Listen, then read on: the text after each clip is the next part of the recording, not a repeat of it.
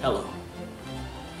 In the spirit of this wonderful season, I'd like to extend some very sincere Christmas wishes. And I'd like to do so in the spirit of an enduring holiday classic, one we all know and love, no matter what form it takes, no matter who stars in it. The classic with Alistair Sim, George C. Scott, Jim Carrey, Mr. Magoo, my favorite. Of course, we're talking about Charles Dickens' beloved A Christmas Carol. Now, we all remember the story. The central character, Ebenezer Scrooge, is a miserly, misanthropic, mean man, the richest man in town, but he refuses to give money to representatives of a charity. He drives them away, shouts at them. He treats his own employee, Bob Cratchit, like dirt, pays him even less. And we get the impression that this is just the tip of the iceberg of the cruelty and mean things that Scrooge does.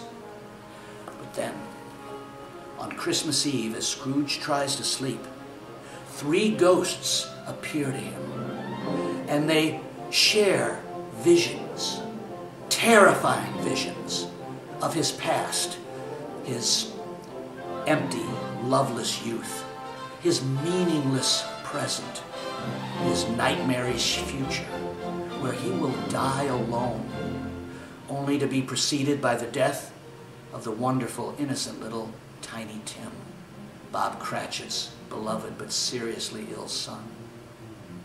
But then, Scrooge awakes on Christmas morning and realizes it was all a dream.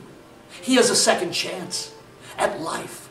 He runs into the street. He finds the representatives of the charity. He gives them money. He promises more. He runs to the Cratchit house. He brings food and toys and best wishes, and he promises that Tiny Tim's going to be taken care of and is going to be well again.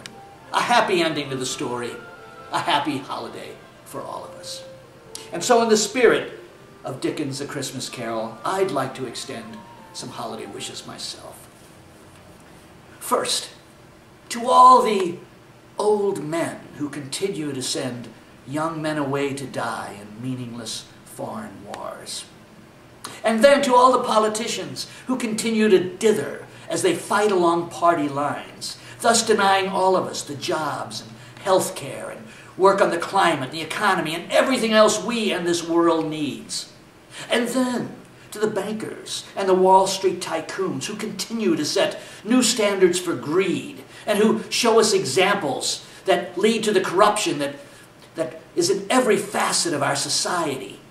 And then to the businessmen and women, small business, large business, whatever, who continue to lay off millions of American workers to line their own pockets and to satisfy the whims of their shareholders.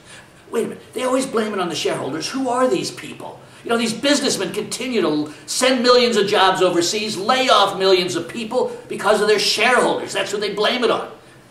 Yeah, I'm a shareholder, I think. I got a few shares of something. Nobody ever asked me. I don't want anybody laid off. And anyway, if you lay off millions of people, there'll be nobody to buy anything. And then the talk show hosts, I don't care what their persuasion is, that continue to foster hate and divisiveness in our society. And the zombies who follow them in lockstep. You know, we don't need more divisiveness. We need unity. We need to work together. And then there's the rich. I know you're out there, the super rich. You know, I know you give some money to charities and you buy symphony tickets. Yeah. I'm not asking you to give away any more money. Just use your influence to make sure that these politicians and these bankers and these businessmen are doing the right thing. That they're not just for themselves, they're for everybody. It'll be a better world for you, for everybody. I promise. And so, my Christmas wish for everyone I've just mentioned is that I hope that all of you have the worst possible Christmas Eve that anyone could ever imagine. I hope that ghosts, many horrible, terrifying, monstrous ghosts, visit you and show you visions in brilliant Blu-ray, high-def, 3D of all the lives you've ruined, the families you've destroyed. I hope your Christmas Eve is like a tormented descent into hell, because, baby, you deserve it. You killed Tiny Tim. You killed Tiny Tim!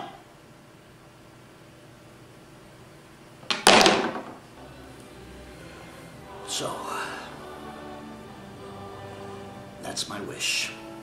But remember, on Christmas morning, when you wake up, you have a second chance to do the right thing, to tell the truth.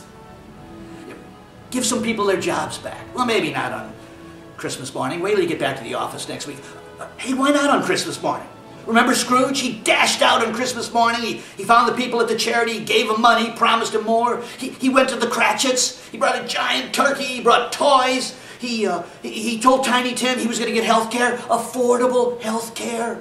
I mean, on Christmas morning, go ahead, you know, and plan the day and with your family, eat a big meal, give gifts, you know, get bored, watch football. But maybe just spend an hour. You know, you don't have to go to the Cratchits' home. Spend it on the phone. Talk to some of your ex-employees. Give them their jobs back. Wouldn't that be a great Christmas morning? Wouldn't that be cool? And so, if some of my wishes come true, maybe all of us can have a happy holiday this year.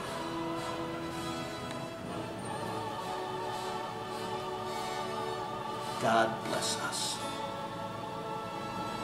everyone.